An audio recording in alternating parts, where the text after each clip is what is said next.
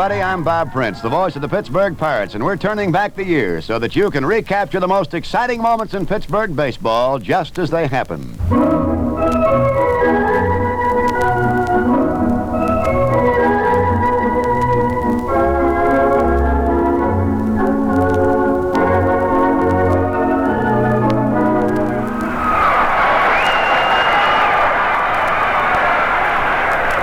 It's the seventh and deciding game of the 1925 World Series. Darkness, rain, and tension by the ton at Forbes Field. Last of the eighth, the bases are loaded with Bucks, and Kyler is at bat.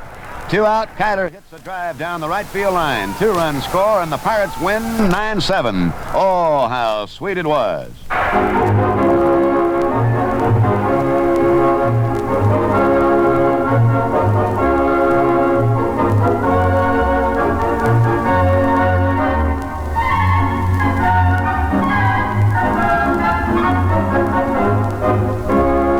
The 1925 Pirates, only team in baseball ever to win the series after being down 3-1. Impossible? Sure, they're the impossible Pirates, and they played it that way for 60 incredible years. They won 4 National League pennants in 9 years, from 1901 to 1909 under Barney Dreyfus. Led by manager Fred Clark, sparked by Honus Wanger, everybody's all-time shortstop, Babe Adams, and other greats. They played Boston in the very first World Series in 1903, dropping that one 5-3. Then they won the series in 1909, beating Detroit 4-3. And this is how J. Honus Wanger, in the twilight of his career as a Pirate coach, compared baseball as it was played in those days to the game of today. Well, there's quite a difference now than it seems the players right now. They've got a great system. Everybody knows these onions. In other words, teamwork's down pretty pat. And the players today, I think, in the minor leagues, one thing is they don't get what they used to get in the minor leagues. All the minor league managers now want players to hit home runs, and the fans want a home run hitter. So they decided, these managers in the minor league decided that they'd keep up young fellows who can hit a long ball. In the old days, they had speed, and they bunted a whole lot, and they sacrificed a whole lot. And being a dead ball, of course, the outfielders didn't play so deep. And they could throw you out the plate, and they got a good start. And base running, of course, is a lost art. Very few good base runners now, on account of that long hit ball. And the manager figures, well, we won't send them down here. We got 2 long ball hitters at the back of them coming up, and so forth. It was a long time, as baseball is measured, before the Pirates were to win another pennant after their World Series triumph over Ty Cobb and the Tigers in 1909. 16 years, to be exact.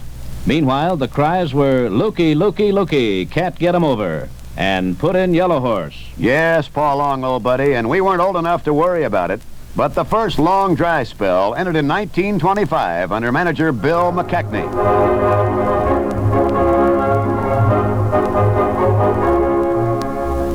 The Dean of Sports Editors, Chet Smith, covered that 1925 series, and this is how he saw it.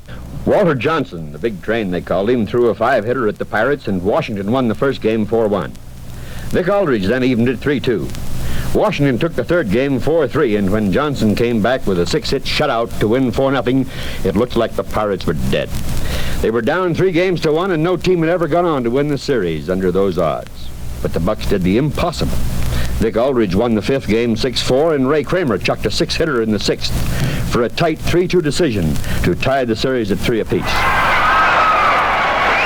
The 7th game was played in horrible weather. Rain by the buckets full. Aldridge, Johnny Morrison, Kramer, and Rube Oldham pitching for the Bucks, Johnson for Washington. The Pirates tied it up at 5-5 with 2 runs in the 7th. Roger Peckinpah, most valuable player in the American League that year, dropped Eddie Moore's pop fly. Moore then scored on Max Carey's 3rd double of the game. Carey, the Pirate captain, batted a thumping 4-5-8 for the series. Pie Traynor tripled to right to score Carey with the equalizer, and Pie was thrown out at home. Washington scored a run in the top of the 8th. It was Peckinpah's home run to go ahead 7-6. Now it was right up to the Pirates. In the last of the 8th, Glenn Wright fouled to Joe Judge. With Stuffy McInnes up and the rain still coming down, Johnson asked for sawdust on the mound. He got it. McInnes flied to Sam Rice. With 2 down, Smith doubled to right. Emilidi ran for him, and then Carson Bigby, batting for Kramer, doubled to left, scoring Edie with the tying run. Moore walked. Carey grounded to Peckinpah, who committed his 8th error, a World Series record, which prompted the famous baseball writer to select Peckinpah as the National League's most valuable player. With the bases loaded, Kyler came up. The game was delayed until more sawdust could be brought out. After fouling off 3 pitches, Kyler, with a full count, sliced a drive to right. 3 runners came across, but the ball had lodged in a canvas that was used to cover the infield and had been rolled across the right field line. So it was a ground rule 2-base hit, and Carey had to go back to third. Pooch Barnhart flied to Harris, and the inning was over. Then Oldham came in to pitch for the Pirates in the 9th. He struck out Rice, got Bucky Harris, the Washington manager to line out to Moore, and Goose Goslin was called out on strikes. 5,000 fans waited outside for Kyler, carted him on their shoulders to his home, half a mile from the ballpark. John Heidler, the National League president, summed it up this way. The Pirates are the greatest club I've seen in all of my years of baseball. The gamest of all clubs. Just too bad old John wasn't around to see the 1960 Pirates.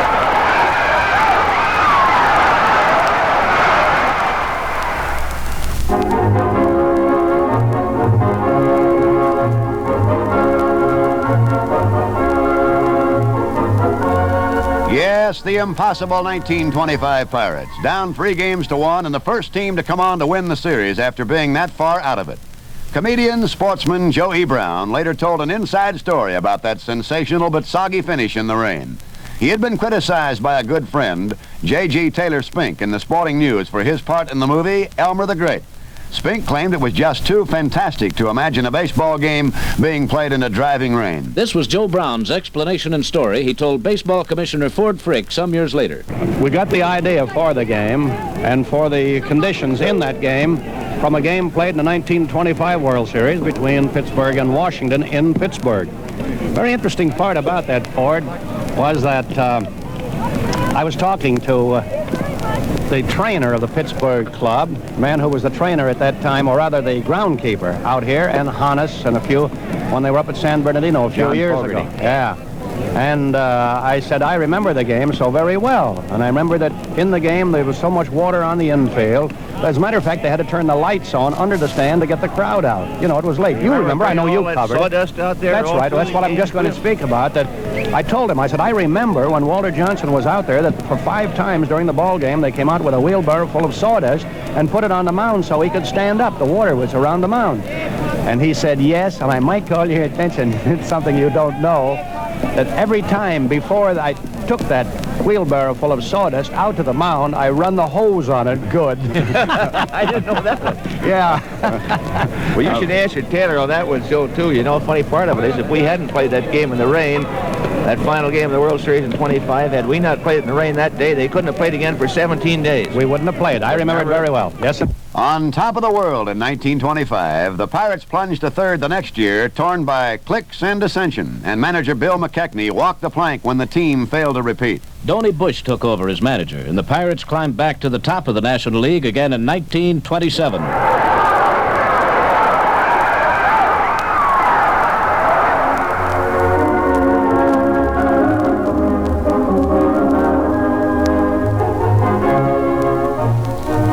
That was the year Charles A. Lindbergh made the first nonstop flight across the ocean, and the United States sent the Marines to Nicaragua and China. Pirate fans wished the New York Yankees had been sent there too, because that's who the Pirates had to play in the 27 series. Pirate hopes were high before that series. The Waner Act, baseball's greatest brother act, was rolling in high gear. Paul Waner, Big Poison, led the league with 380, and Brother Lloyd, Little Poison, hit 355. Pitcher Carl Hubble, the giant meal ticket, later moaned, "Every time you pitch to the Pirates, you got one Waner on base and another at bat." Chet Smith, you covered that 1927 series. What happened there? Well, the Yanks that year had a team that was known as Murderers Row. Ruth, Gehrig, Musil, and Tony Lazzari. They set a league record with 110 victories. The Babe hit 356 and set the all-time record for home runs, 60. In my book, it was the greatest baseball team of all time. But actually, it was Yankee pitching that won the series. The Yanks swept the first 3 games, and the 4th game has been replayed over and over. With the score tied 3-3 in the last of the 9th, Combs walked. Mark Koenig bunted safely down the third base line. With Ruth up, John Milgis let loose a wild pitch, advancing the runners. Then Ruth was passed intentionally, filling the bases. Lou Gehrig fanned, and so did Musil. The crowd cheered Milgis. But then, with Lazzeri up, another wild pitch by Milgis, and it was all over. But Johnny Gooch, the catcher that day, always said that it wasn't a wild pitch. It was a passed ball that lost the series for the Pirates.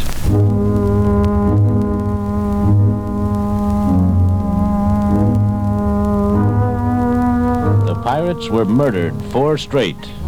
And then it was 33 long and sometimes tortuous years before the Pirates were to get back on top of the National League again.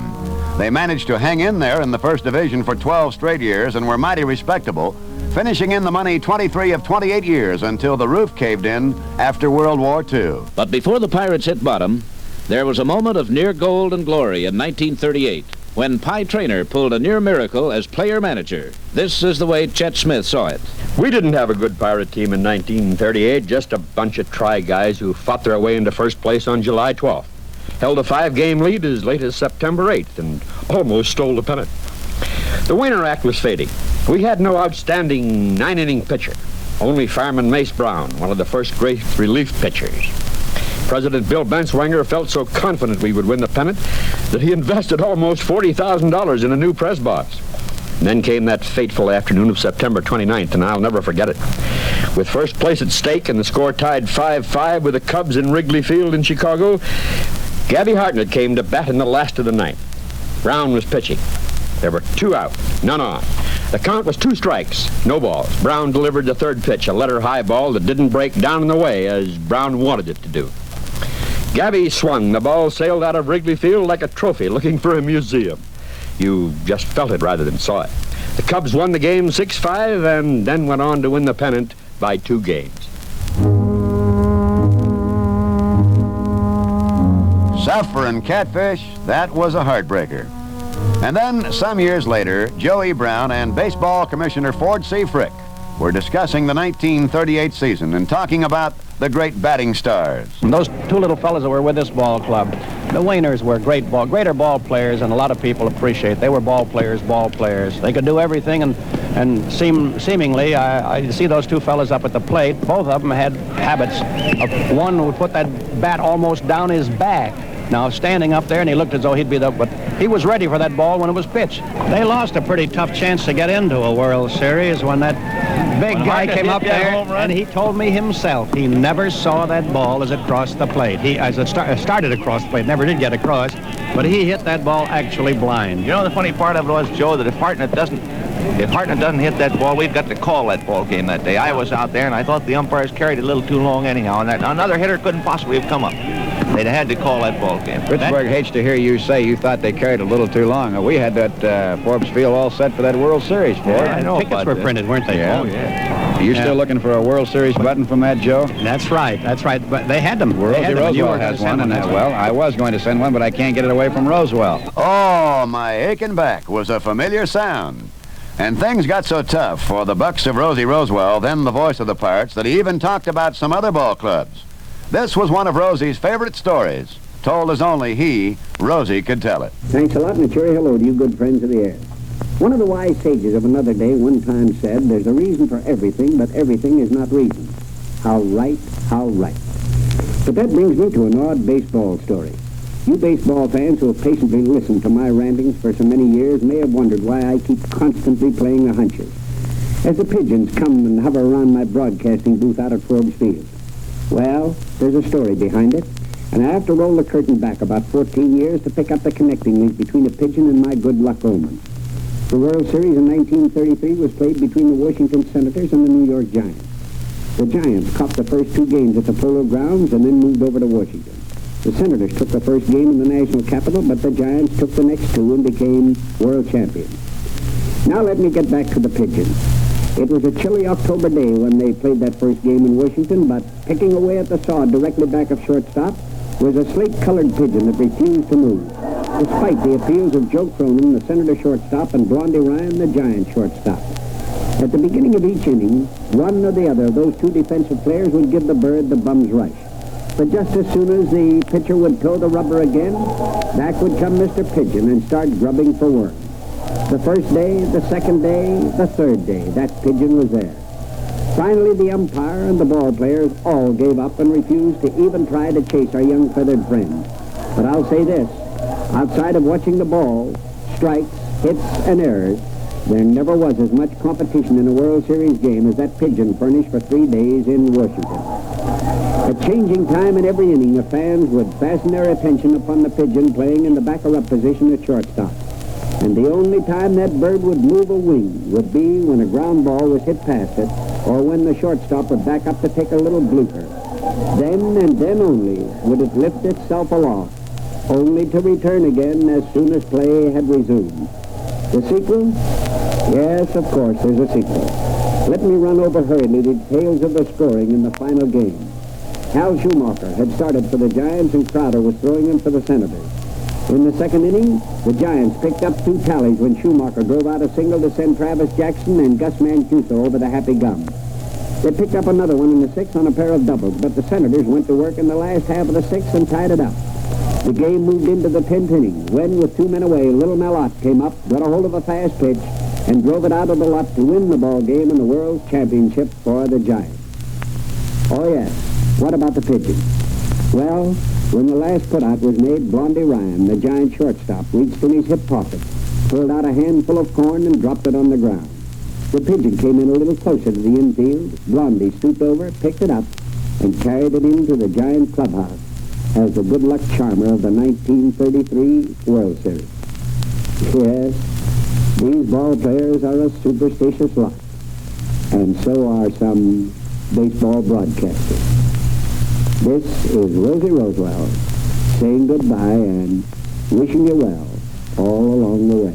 In 1948, the Pirates made a spasmodic lurch into the first division, finishing 4th, 8 1/2 lengths back. Billy Meyer was named Manager of the Year and richly deserved it.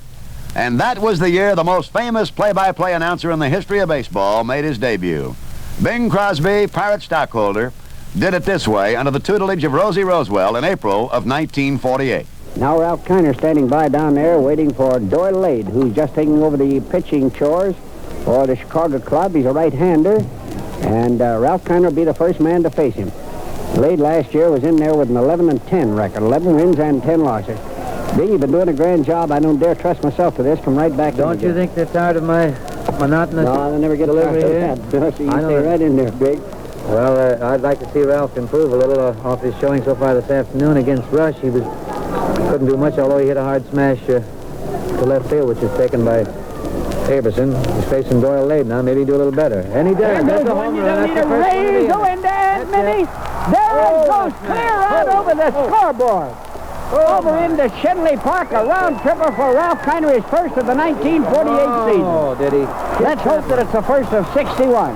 Oh. And that'll bring a gallon of Seal Test ice cream of the month to some shut-in here in Pittsburgh. Ralph is beaming. We'll be sending you a card along for that. His first home run of the 1948 season. Put the Buccos in there, 3-0. I just had to take that in Bing because we got I'm glad you did, a little Rosie. corn around here. We spread on these home runs. Well, Ralph is really beaming. The first pitch that Doyle Lade threw to him, he hit it right over the fence, the scoreboard, the clock, about 20 foot to the right of the clock and about the same height as the top of the clock.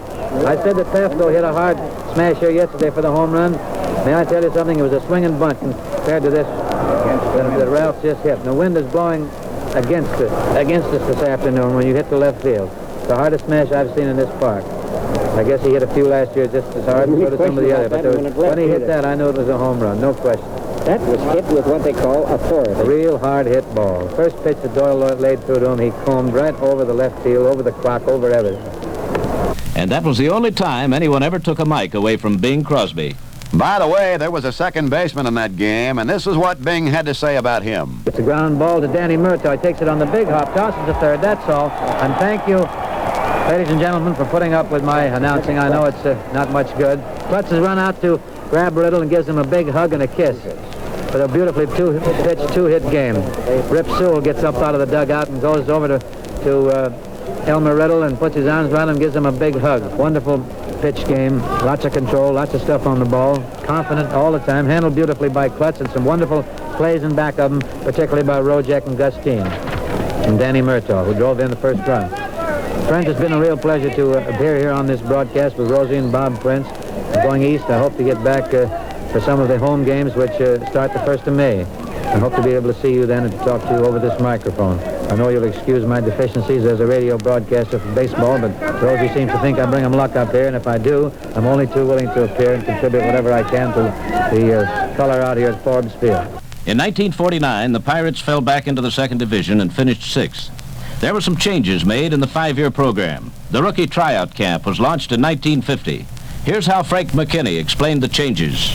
Well, as we indicated when we first took over the Pittsburgh Ball Club 3 years ago, we launched into what we thought would be a 5-year program. At that time, as you recall, Pittsburgh had little or no farm system. This is a game whereby you've got to develop your own talent. Certainly you can't buy star ball players. Nobody will sell you their stars. All you can hope to get is shall I say, cast-offs. We immediately launched into the development of a farm system, which under normal circumstances would take 4 or 5 years. This year, we took the cream of our crop, so to speak, from our 13 farm clubs and had them out here in the hopes that by schooling them, they could advance for perhaps one classification in their development program. There were about 70 ball players in camp, and I was agreeably surprised to learn to see that most of them had grown at least 2 or 3 inches in height since a year ago. And in my opinion, there are about at least 6 or 7 that will be ready for Pittsburgh within the next year to 18 months. Well, now, Frank, of course, everybody in Pittsburgh has been tremendously interested in this bonus pitcher, young lefty Pennant. When you met him, I presume you shook hands with him gingerly for fear you would damage him in some way, and I heard a remark that you said that if he didn't look good to you when you got there, you probably would shoot a couple of scouts. At least I thought you might have been quoted that way. Whether that was correct or not, I don't know. How did Pennant impress you, Frank? Pennant has all the earmarks of being a major league pitcher. He has the poise, he has the physical ability, he has the stamina. In my opinion, the only thing he lacks is experience. I saw him pitch 3 innings Sunday, and with the possible exception of being a little stage fright, he had all the earmarks of being a left-handed feller, in my opinion. I think we're in for one of the most interesting years that we've had thus far. By that I don't mean, and I'm not claiming to win any pennants, but I think definitely we're a first division ball club. I still will stand by my statement of asking the fans of Pittsburgh to bear with us for 5 years.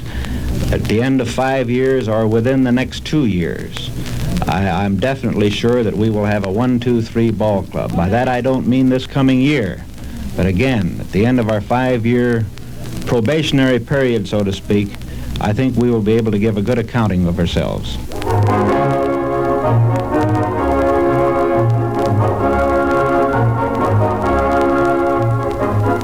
But the luck of the Pirates was running all bad at that point.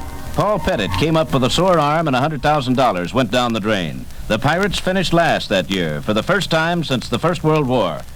Late in 1950, John Galbreath took over and brought in Branch Rickey Sr., the creator of the farm system, as general manager. But for 8 agonizing years, the Bucks finished last or next to last. They tried everything from the youth movement to midget shortstops and even left-handed catchers. Ralph Kiner's home runs weren't enough to stem the tide of losses, even though he led the National League 7 times. Hit a Pirate high of 54 in 1949 and racked up an all-time Pirate career total of 301. Joey Brown provided some comic relief during the dark days with this advice to the home run champion. I've got to help that boy. That boy needs help. Yeah. Come here, Mr. Kiner, if you don't mind, old boy, come here. I want to help you. I want to help you with your hitting. You've got to pay more attention to Brown from now on. You've got to watch that first ball. Don't stare at the pitcher a little bit more. You're not staring him enough. Now, do you see what the St. Louis Browns are doing? You've got to do that too. I could do that with you. Do you mind if I mesmerize you slightly? No, are you going to go in today? Well, I will if you can give me the. Are you going? No, well, I could give you. I can't play today. Well, never mind the swollen wrist. Let's get a swollen batting average. I mean, something. Forget about this kind of thing. I can do it to you. See, if you'll just pay attention. Look me right in the eye. Yes, you see, now we've got it. No, don't laugh. Now, let's go back again. This time, don't laugh. Look me right in the eye. Good, I've got you. I've got you. It's 61 this year. Yeah, Really, it is. No, if you just pay attention, keep your mind on it, we'll do it. Don't just relax all the time, completely. I'm letting you, ladies and gentlemen, listening to this, you're very lucky. They're fortunate people, you know. Yes, they are. I'm taking this boy now, and you pay attention to me, Ralphie. No, let's not fiddle around. Look me smack dab, and you've got it.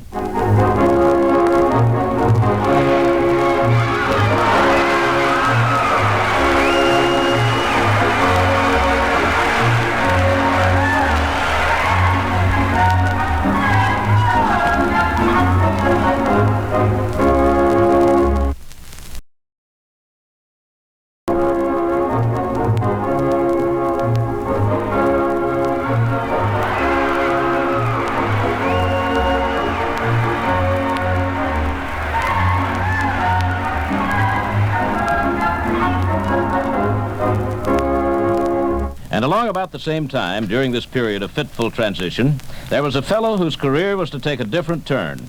Danny Murtaugh, second baseman, double play and double talk artist, and manager to be. Here's Murtaugh doing a play-by-play of a Pirate game in the twilight of his playing career. Here comes Ralph Kiner up to the plate. Needless to tell you folks that he's our home run hitter. Here comes the first pitch, and as usual, was high and wide where Ralph can't get to it. You put it again, Dan. Lombardi's just sticking his nose in again. Go ahead, Dan. By golly, Ralph was telling me yesterday he felt a little nervous walking up to that plate, and I asked him, how do you think that pitcher felt? There's another pitch coming down there, and Ralph fouled it behind the plate. I might say that Ralph's been hitting that ball real good this spring. He's hit about 2 dozen over that left field wall, and it's 350. I'd just soon he not hit too many in spring training. Remember, every time he does, and he has a good season with home runs. Here comes the next pitch up, Bob, and it's a curved ball on the outside corner of the plate, but it was too low, I believe, and he called it a ball. Lon's a pretty good umpire, you know that? Warnicke behind that plate. Gee, if he doesn't know balls and strikes after all those years of pitching, nobody will, huh? By God, he should know. There's another pitch high and inside. It's 3-1. I don't think the fans like it. No, it doesn't sound like they like it in that background, does Hear it? him yelling? By golly. I'll tell you one thing. Here's the only man in baseball hitting and got 7 outfielders. Look at that. Look at that infield, how they play them. They're all back in the grass. Uh-oh. He fouled that one off for strike 2. His count is now 3 balls and 2 strikes. And the pitcher's still sweating pretty good out there. Well, he won't give him anything good to hit. You can bet that. Here comes the pitch right now. Let's see what he's going to do with it. Uh-oh. Wow. Base hit, line drive past shortstop. Left fielder, center fielder come up with the ball, and they held him to single. Well, now that's a masterful bit of description, Daniel. I thought so. Danny Murtaugh was a mighty versatile man, as time was to prove. One day in the dark days, we asked Mr. Branch Rickey Sr. what he looked for in a young ball player, and this was his reply. That's a whale of a question. I might tell you that I have a very competent scout, a boy I've known for many years. He is not versed at all in the technique of positions or instruction to players on the skillful little pleasing plays, not at all. But he is a productive scout, and he asks himself 3 questions. Can they prospect the chap here in front of him? Can he throw hard, he calls it? And can he run fast? And third, can he hit the ball off for a piece, he calls it. Now, if the boy can do those things, if he can run fast and throw hard and has great power at the plate, whether he strikes out or not, those 3 things, it seems to him, to qualify him, and he's produced some very great players over a period of many years. Sometimes he adds another one in conversation, and that is, he asks himself, does he like to play? And that is a significant addition. This incomparable thing of wanting to win. It makes men devote themselves to their weaknesses, and it makes men do more than they can consciously. They're completely obsessed by a desire to excel. And when you get 25 men like that, where nothing matters except victory, they sacrifice whatever it takes in the way of diversions and indulgences of themselves. Everything is subordinated and made secondary to the whole objective course, namely to win, to have a great winning team. Those men are not satisfied with mediocrity. They're not having their eyes glued upon 4th place or 3rd or 2nd. It's a whole lot better to have a youngster who's coming along with a direction in his play that leads to a pennant, although this year he may be only able to put us in fourth place or fifth or what have you, than it is to have players of greater ability just now who will not crystallize into a final club that can win a pennant. They will always keep you in a lower position. Our object in Pittsburgh is to get boys who are going to come at one time into a pennant-winning aggregation. During those painful rebuilding years, there was one event that propelled Pittsburgh into the national spotlight.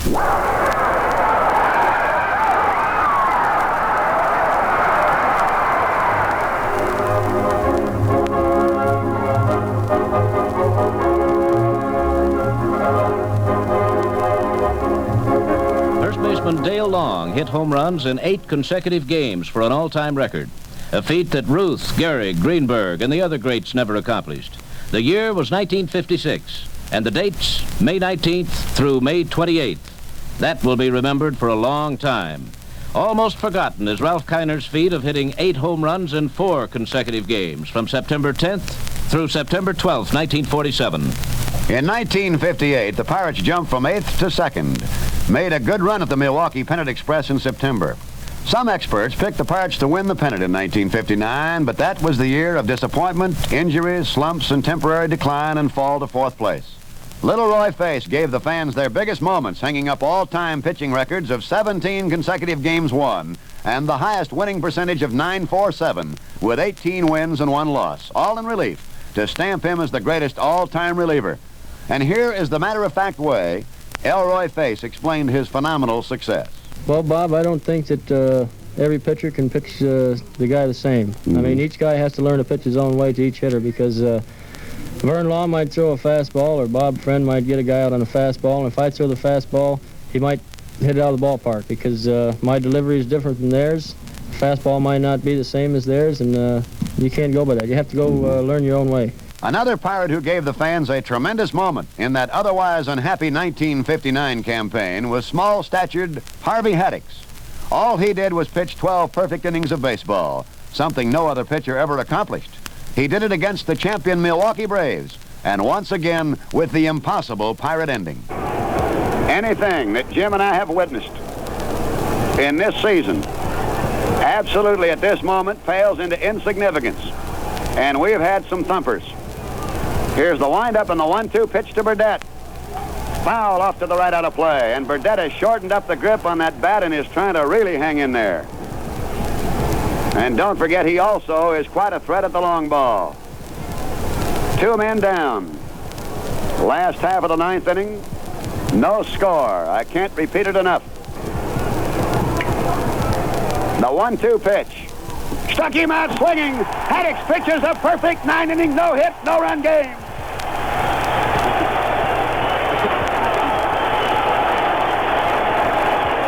A standing ovation.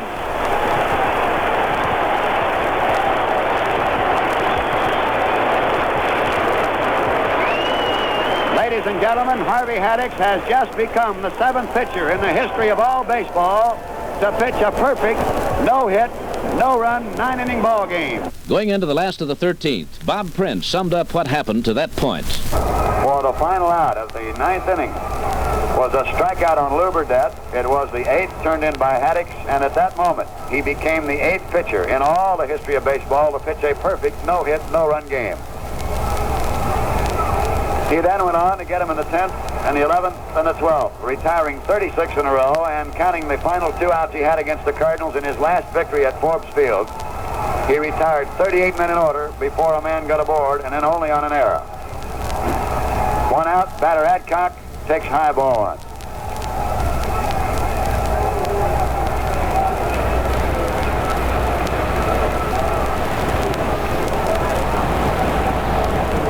No strikes. There isn't anybody right now sicker at this moment than Don Hook. I guarantee you that. He's crushed over this. Here's the pitch. There's a fly ball deep right center. That ball may be on through and over everything. It is gone. Home run. Absolutely fantastic. Pandemonium reigned. Here's what the umpires eventually decided.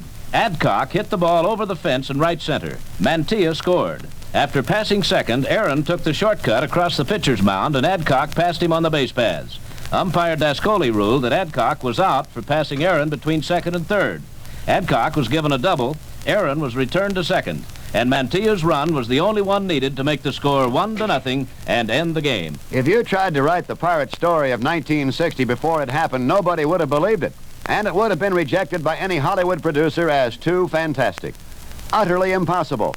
All the hopes and dreams of 35 years and considerably more came true to a degree that defied description and analysis. The only way I know how to say it is, how sweet it is. And we had 'em all the way. You could single out the trades by General Manager Joe L. Brown, or the perfect handling of players and judgment of manager Danny Murtaugh, or the dedicated performance of many players to surpass anything they had ever done before. Dick Groat, the captain, beating far more formidable hitters for the National League batting title. Vernon Law winning 20 games for the first time in his career. Don Hoke, the Tiger, and his driving will to win. Bob Clementi's fielding and running. Bob Skinner's bombing. Bill Mazeroski's wizardry at second base. Bob Friend's comeback. Elroy Face's coldly calculated relief pitching. The ability of almost anyone to climb off the bench and win a game. Every game produced a different hero. And how about the fans? Well, they plastered Beat 'em Buck stickers on their cars, stores, everywhere. And then there was a song. Yes, sir, Mr. Prince, there was a song. And I know you're not Bob Hope, and I'm certainly not Bing Crosby, but I think we may be able to give the folks a brief idea. It went like this. Oh, the Bucks are going all the way, all the way, all the way. The Bucks are going all the way this year. Beat 'em Bucks! Beat 'em Bucks! Beat 'em Bucks is right. Well, the fans never gave up, and neither did those Pirates. The later the inning, the more likely they were to bomb you. They seesawed in and out of first place until July 25th. Then Bob Friend pitched them into the lead to stay. A 4-2 victory over the Cardinals in St. Louis. Finally, on September the 25th, ironically in a losing game in Milwaukee, their first pennant in 33 years as the Cubs knocked off the runner-up Cards 5-0. This was the way Paul Long described the clincher. 1-0. The Pirates lead on the strength of a home run by Bill Mazeroski back in the 5th inning. Otherwise, it's been a real pitching duel between the great left-hander Warren Spahn and the great left-hander also Harvey Haddix. Right now, it's 1-0. The Pirates lead. They just won it. It's all over. They've got the report down there, Paul. The Pirates win it. The Pirates have won. All over. The Pirates have won the National League pennant on the basis of the Cardinals losing to the Chicago Cubs at Wrigley Field. It's all over. And this crowd here knows it. A lot of transistor radios here, and the applause has gone up. Clementi has just singled into center field. He's on first. But somehow, this 35,000 crowd, now they're making the announcement on the loudspeaker. The Cubs have beaten the Cardinals, and the Pirates have won the National League pennant. A deeply relieved fellow was President John Galbreath. Well, it has been a long time, and it's been a rough road, but I feel a little bit that we paid back a little of the debt for the tremendous support we've had for 14 years. And that's not now. That's back when we had a very ordinary ball team. They've been great, and I hope they're as happy about tonight as we are. It was a day Vice President Tom Johnson will always remember. It's been great. It's the greatest year I've ever had in baseball, as you can well imagine, and it's just a real thrill, and I know the whole city's thrilled. And Captain Dick Groat, sidelined with a broken wrist, was worried that he might miss the series.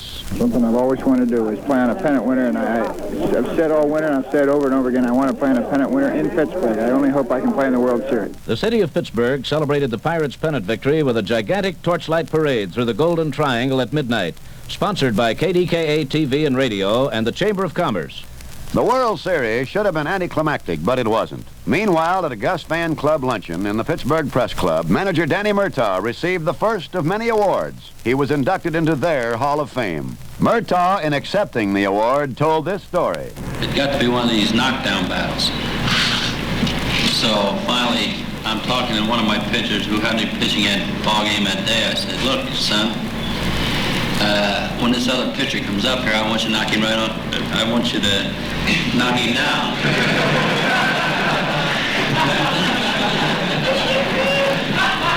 But And this pitcher of mine happened to be one of these fellows that is quite well versed in the Bible, and he turned around and he said, remember, Skip, turn the other cheek.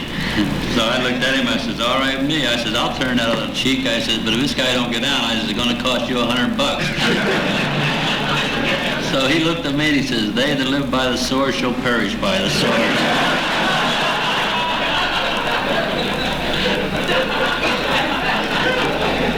And gentlemen, you know I don't fabricate, and that's a true story. And General Manager Joe L. Brown paid this tribute to the Pirates and Murtaugh. The 1960 Pirates have not been successful because we have the greatest collection of all-stars ever assembled. I think that there are a number of reasons that have been made public on certainly more than one occasion by many people that have made this club a successful team to this date, and I know they will continue to be successful. Chet mentioned that I've been on tender hooks, that I'm an ulcer case. Well, I don't have ulcers, but I have a few hooks sticking in me around.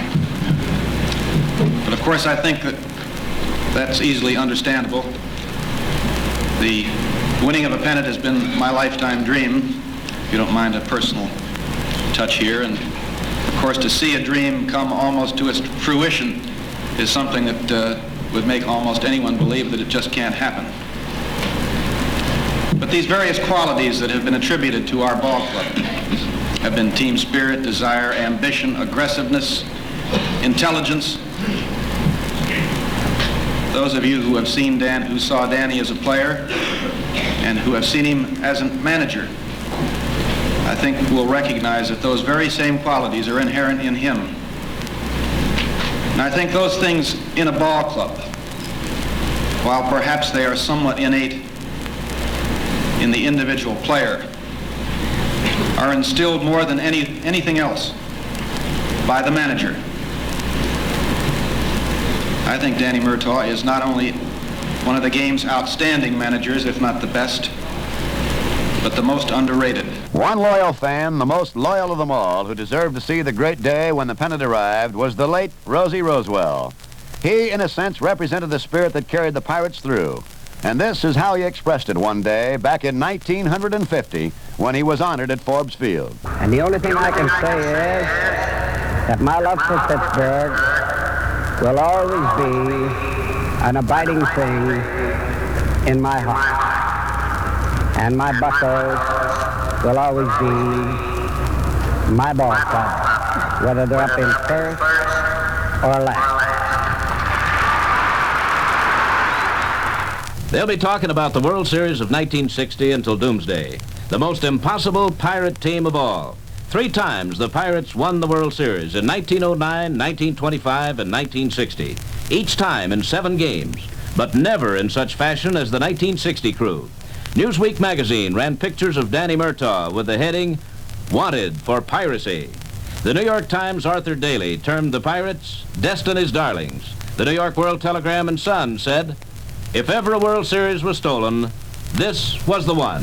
The 1960 Yankees hit more home runs than any previous American League team. More than the Yankees' famed Murderers Row, who clobbered the Pirates 4 straight in the 27 series. They humiliated the Pirates 16-3, 10-0, and 12-0. Worse indignities than any team ever suffered in the series. The Yankees set new series records with 55 runs scored to the Pirates' 27, 91 hits to the Buccos' 60. But the Pirates had them even at the end of 6, and finally whipped the Yankees with their favorite weapon, the home run.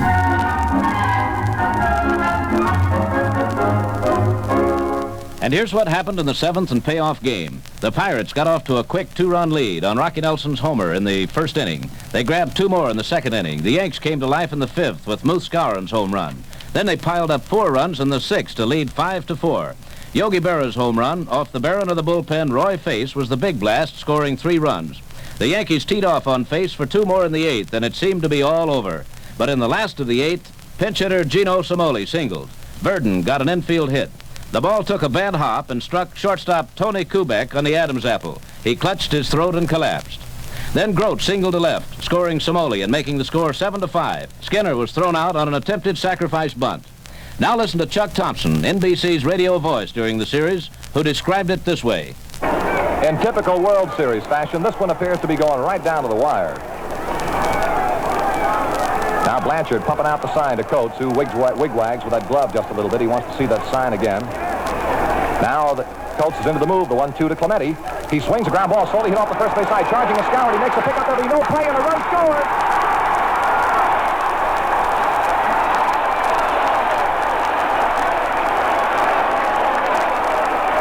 Clemente hit a slow roller down first base way, wide of the bag at first, about 10 or 12 feet to the right or to the second base side. Skowron came charging in, made the pickup on the ball, had no chance of a play at the plate because Verdon broke with the crack of the bat, and then realized that he couldn't get over there in time to get Clemente at first base, so the infield hit by Clemente has driven in the 6th Pirate run. Down to third base goes Grote. 2 out. It's the Yankees 7, the Pirates 6, and the batter will be catcher Hal Smith. Smith steps in with 2 down and Pirate runners at first and third, and this ballpark is going crazy. Coates into the set. He throws. Smith takes a strike right down the pipe, and Smitty was giving it a good look.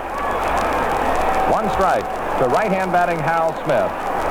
Clemente hit a little dribbler off the first base side, wide of the bag at first, and legged it out into a base hit. And, of course, Verdon was able to score the 6th run. Now the 1-strike pitch coming to Smith. It's high and a ball. 1 ball, 1 strike.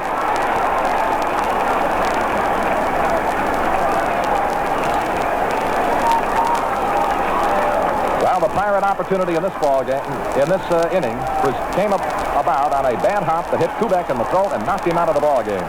Now the 1-1 pitch coming down to Hal Smith. Here it is. Swing and a miss. Strike 2, and he really pulled the trigger. 1 ball, 2 strikes to Hal Smith, who gave it the big ripple, the Sunday punch, and couldn't find it. The tying run is at third base in the person of Dick Grote. The go-ahead run is out there at first in the person of Roberto Clemente. And now the set, the 1-2 pitch coming to Hal Smith. Coates throws. He started a swing and held back and is taken high for a ball. A check swing and a ball 2. 2-2 now. And for just a split second, every move of the Pirate dugout came to a stop on that call up there at the plate. But it was a high pitch, and Smith held back on the swing. So the count is 2-2. And Coates into the stretch. He sets. And the 2-2 to Smith. He swings a long fly ball deep to left field. I don't know. It might go out of here. It is going, gone!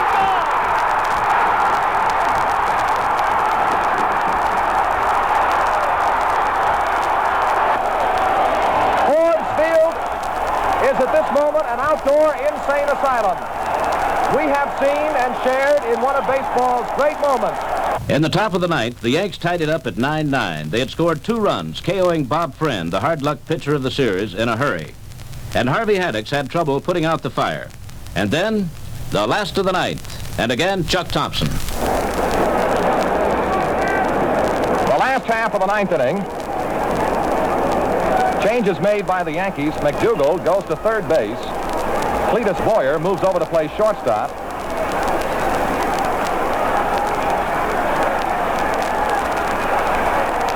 And Ralph Terry, of course, on the mound, will be facing Mazeroski. And to go over that Berra play once again, it was a hard-hit drive down the first base side. The Nelson fielded on the first hop and tagged the bag at first. That eliminated Berra. He was out. And then Mantle could have been in a rundown, but it was not the case. He dove back safely to first base. Here's a ball 1, too high now to Mazeroski. And the Yankees have tied the game in the top of the 9th inning.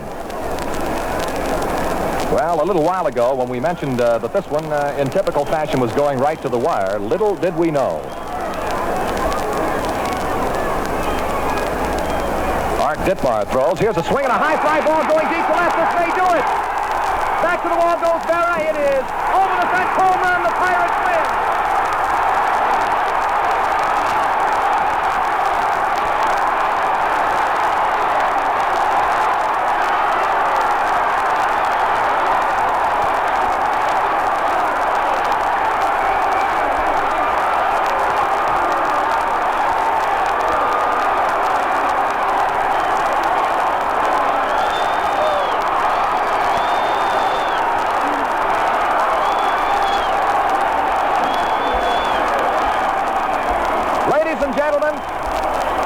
Mazeroski has hit a 1-0 pitch over the left field fence at Forbes Field to win the 1960 World Series for the Pittsburgh Pirates. by a score of 10-0. Once again, that final score, the Pittsburgh Pirates, the 1960 World Champions, defeat the New York Yankees, the Pirates 10 and the Yankees 9. In the Pirate clubhouse, Bob Prince conducted the locker room interviews.